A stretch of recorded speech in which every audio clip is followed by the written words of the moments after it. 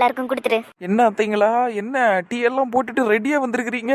எல்லாருக்கும் விஷயம் தெரியும் போலியே. அப்போ காலையில தாண்டி சொன்னாங்க, அதனாலதான் அடுத்த கட்ட நடவடிக்கையா இந்த பொண்ணு பாக்குற படலத்தெல்லாம் முடிச்சிடலாமேன்னு டீ எல்லாம் போட்டு ரெடியா கொண்டு வந்திருக்கோம்.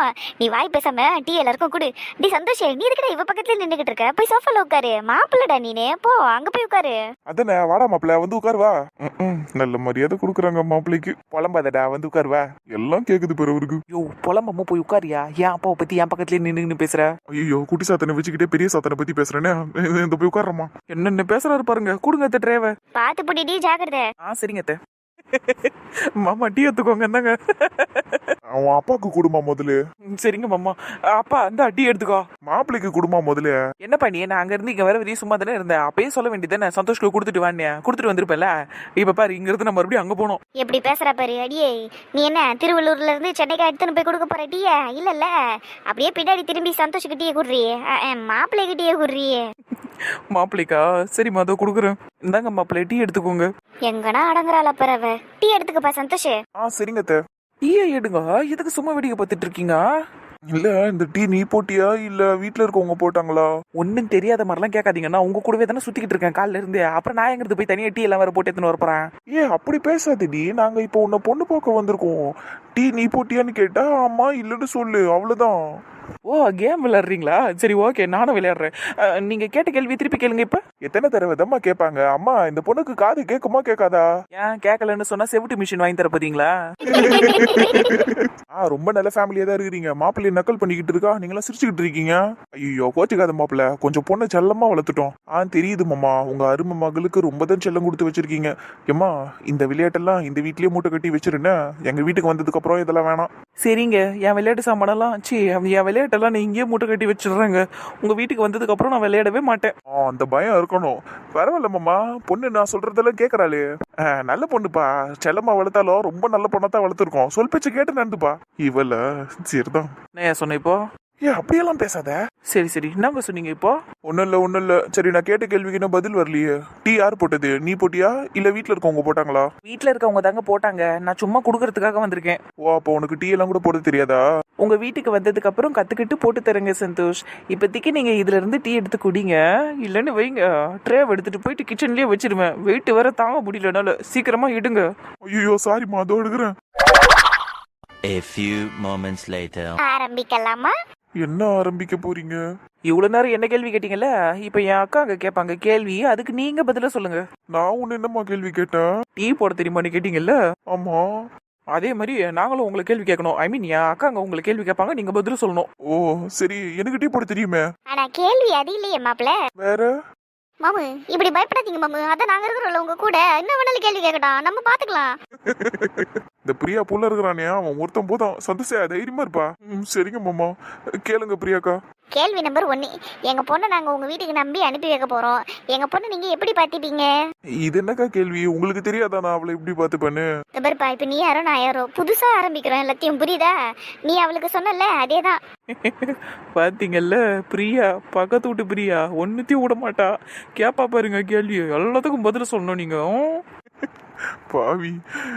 அப்புறம் அக்கா பிரியாக்கா, நந்தினியை நீங்க தாராளமா நம்பி அனுப்பலாம்க்கா. நான் அவளை ரொம்ப நல்லாவே பார்த்துப்பேன். இந்த வீட்டுல அவ எந்த அளவுக்கு சந்தோஷமா இருக்காளோ அதை விட டபுள் மடங்கு ட்ரிபிள் மடங்கு சந்தோஷமா நான் வச்சுப்பேங்க்கா. சரிப்பா, அடுத்த அர்ச்சனாக்கா. கேள்வி நம்பர் 2 மாப்பிள்ள. அதாவது நாளை பின்ன எங்க வீட்டு பொண்ணு உங்ககிட்ட சண்டை போட்டுக்கிட்டு கோச்சிக்கிட்டு அம்மா வீட்டுக்கு இங்க வந்துருச்சுன்னு வைங்க. அவளை நீங்களா வந்து சமாதானப்படுத்தி கூட்டிட்டு போவீங்களா, இல்ல அவளா வரட்டும்னு வெயிட் பண்ணிக்கிட்டு இருப்பீங்களா? அதெல்லாம் டிபெண்ட்ஸ் ஆன் சிச்சுவேஷன் தான்க்கா. அண்ட் உங்க வீட்டு பொண்ணை பத்தி உங்களுக்கே தெரியும். சும்மா தொட்டதுக்கெல்லாம் சண்டை போடுவா. அப்படி இருக்கும்போது சும்மா எல்லாத்துக்கும் நானே போய் சமாதானப்படுத்திட்டு இருக்க முடியாது இல்லையா? என் மேல தப்பு இருந்தா நானா தன்னால இறங்கி போய் சமாதானப்படுத்துவேன். சரி, அப்ப எங்க வீட்டு பொண்ணு கோச்சிக்கிட்டு வந்தாலும் நீங்க சமாதானப்படுத்த மாட்டீங்க, அதைத்தான் சொல்றீங்க, அப்படித்தானே? பிரியா, மாப்பிள்ளைக்கு ஹெட் வெயிட் அதிகமா தாண்டி இருக்கு. நோட் பண்ணிட்டேன்க்கா. நோட் பண்ணிட்டீங்களா? ஆமா, நான் முதல்ல அப்படி பதிலே சொல்லலையே. என் மேல தப்பு இருந்தா நான் கண்டிப்பா சமாதானப்படுத்துவேன்னு தானே சொன்னேன். இங்க பாருப்பா சந்தோஷே, கல்யாணம் ஆனதுக்கு அப்புறம் உன் மேல தப்பு அவ மேல தப்புன்னு எல்லாம் கிடையாது. சண்டை வந்தா நீ தான் சமாதானப்படுத்தணும், அவ்வளவுதான். இது அநியாயமா இருக்குது. ஏய் சிரிக்காதிரி, வாய முடு. அக்கா, அடுத்த கேள்வி நீங்க கேளுங்க. 2வது கேள்வியில மாப்பிள்ள அவுட்டு. சரி மாப்பிள்ள தம்பி, கேள்வி நம்பர் 3. இப்போ எங்கள் வீட்டு பொண்ணு ஆசைப்பட்டு ஏதோ ஒரு பொருள் உங்ககிட்ட கேட்குது. ஒரு துணியோ இல்லை ஏதோ ஒரு விஷயம் கேட்குதுன்னு வச்சுக்கோங்களேன். அதை நீங்கள் உடனே அவளுக்கு வாங்கி தந்துடுவீங்களா, இல்லை அப்புறமா வாங்கிக்கலான்னு அதை தட்டி கழிச்சிடுவீங்களா? அவ ஆசைப்பட்டு என்ன கேட்டாலும் நான் வாங்கி தந்துருவேங்க்கா. ஆனா இந்த யூஸ்லெஸ்ஸா சிலதெல்லாம் கேட்டான்னா என்னால வாங்கி தர முடியாது. ஃபார் எக்ஸாம்பிள் அந்த பொம்மை டாய்ஸ் எல்லாம் கேட்டான்னா என்னால வாங்கி தர முடியாது. அதை பார்த்தாலே எனக்கு பிடிக்காது முதல்ல. ஆனா ஆசைப்பட்டு கேட்டா வாங்கி தானே தரணும். அது எப்படிக்கா ஆசைப்பட்டு என்ன வேணாலும் கேட்கலாம், அது எல்லாத்தையும் நம்ம வாங்கி தர முடியுமா? சின்ன பசங்களுக்கு நம்ம என்ன சொல்றோமோ அதேதான் பெரியவங்களுக்கும்.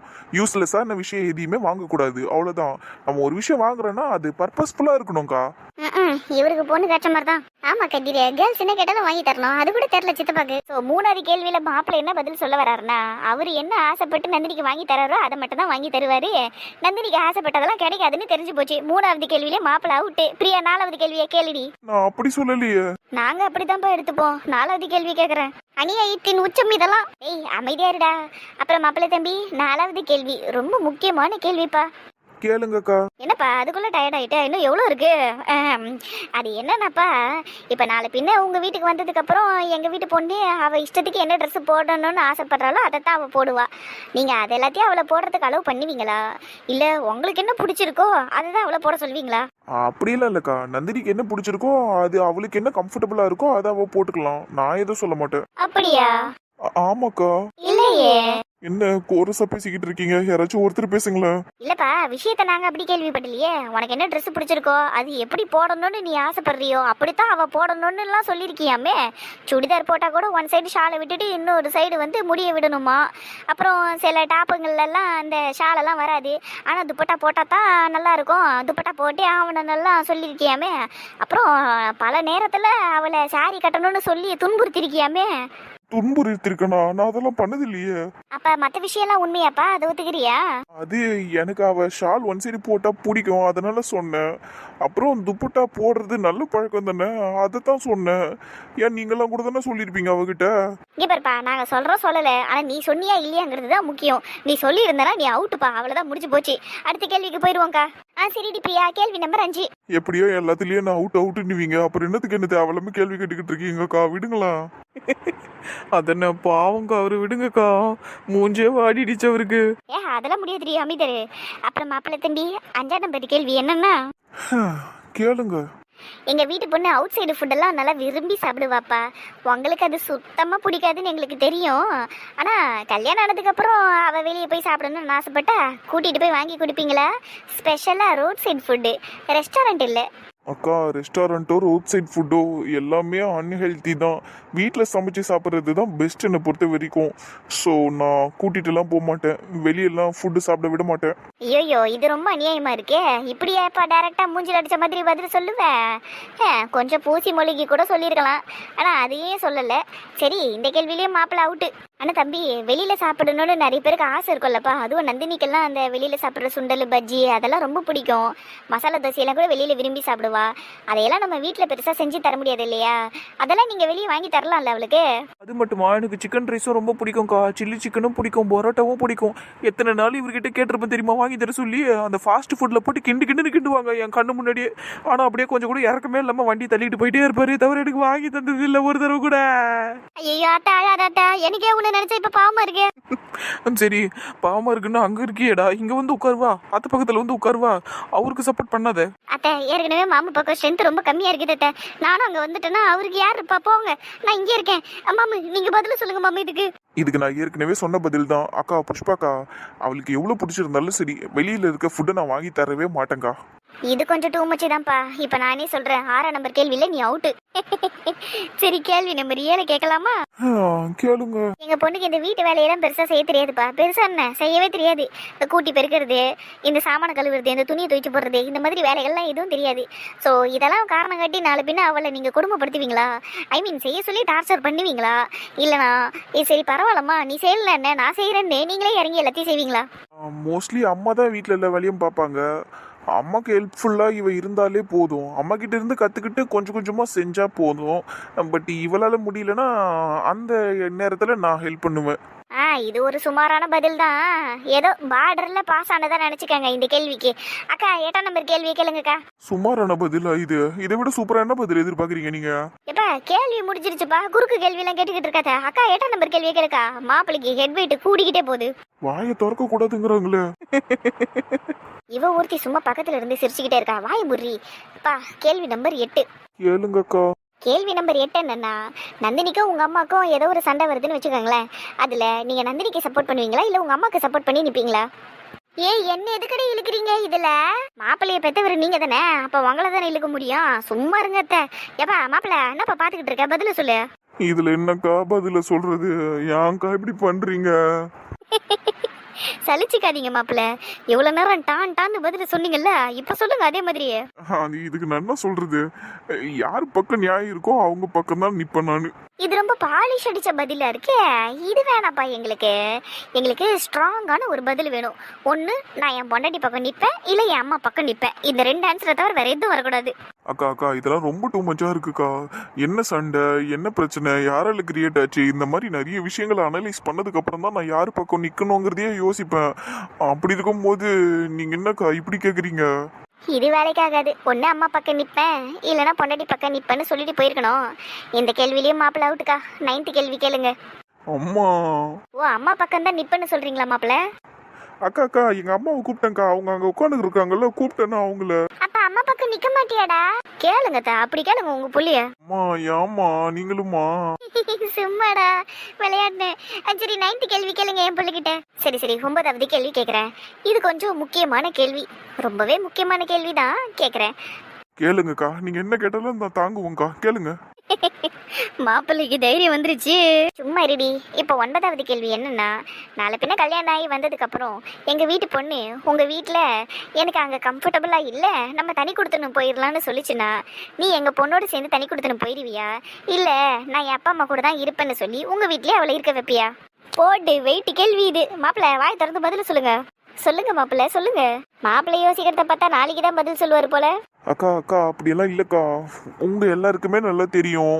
அந்த பேச்சே வேணாம் சந்தோஷே. கேட்ட கேள்விக்கு டைரக்டான பதில். தனி கொடுத்தனும் வேணும்னு கேட்டா நீ அவளை கூட்டிட்டு போவியா மாட்டியா? சான்ஸே இல்லக்கா. தலைக்கீழ நின்னாலும் தனி கொடுத்தனால கூட்டிட்டு போக மாட்டேன். நான் கடைசி வரைக்கும் எங்க அப்பா அம்மா கூட தான் இருப்பேன். சரி, வீட்டுல பிரச்சனை மேல பிரச்சனையா வருது. உங்க அம்மா போட்டு நந்தினியை டார்ச்சர் பண்ணி சாவடிக்கிறாங்க. அப்ப கூட நீ அவளை தனி கொடுத்தன கூட்டிட்டு போக மாட்டியா? ஐயோ, நான் ஏன் முதல்ல இதெல்லாம் பண்ண போறேன்? என்னால அவளை வர்த்தே இல்ல. ஏ சும்மா இருடி. எவ்வளவு இன்ட்ரெஸ்டிங்கான கேள்வி கேட்டிருக்காங்க. வாய மூடு. நீ அதெல்லாம் பண்ண மாட்டேன்னு எல்லாருக்கும் தெரியும். ஆனா உன் புள்ள என்ன பதில சொல்றான்னு தெரியணும்ல. சந்தோஷ பதில சொல்லுப்பா. என்ன பேசுறீங்க நீங்க?